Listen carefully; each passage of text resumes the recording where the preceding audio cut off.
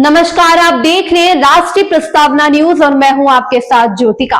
आइए रुक करते हैं खबर की ओर।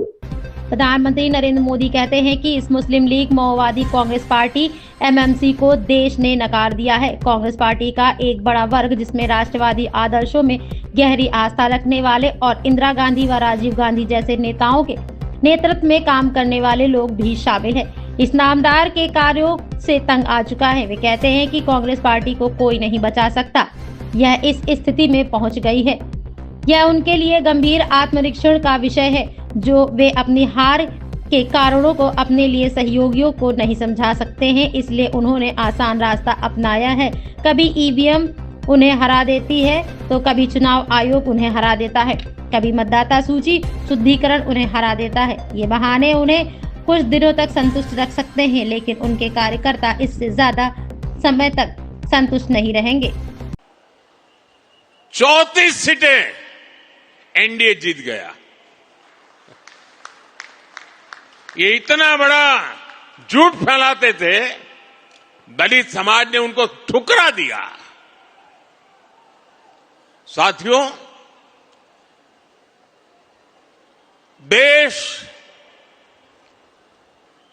ये मुस्लिम लीगी माओवादी कांग्रेस को एमएमसी मुस्लिम लीगी माओवादी कांग्रेस देश तो अस्वीकार कर चुकी है। कांग्रेस पार्टी में जो राष्ट्रीय विचारों से पले बड़े लोग हैं, जिन्होंने कभी इंदिरा जी और राजीव गांधी जैसे लोगों के नेतृत्व में काम किया है, ऐसे कांग्रेस का बहुत बड़ा वर्ग ये नामदार की हरकतों से दुखी है। वो कहते हैं अब कांग्रेस को कोई बचा नहीं सकता है। ये हालत हो गई है। 1-2 दशक में 50-60 साल तक एक चक्री राज करने वाले लोग इस प्रकार से खत्म हो जाएं, ये साफ साफ उनके लिए आत्मनिरीक्षण का विषय है। वे अपने साथियों को भी पराजय के कारण नहीं समझा पा रहे, वे अपनी पार्टी को भी पराजय के कारण समझा नहीं पा रहे हैं, और इसलिए सरल रास्ता ढूंढ लिया है।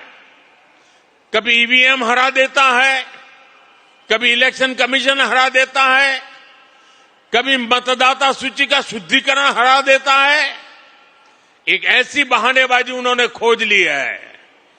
वो बहानेबाजी खुद को तो शायद कुछ दिन ठीक रखेगी, लंबे अरसे तक उनकी कैडर को स्वीकार्य नहीं होगा। इस खबर में बस इतना ही। बने रहिए राष्ट्रीय प्रस्तावना न्यूज के साथ।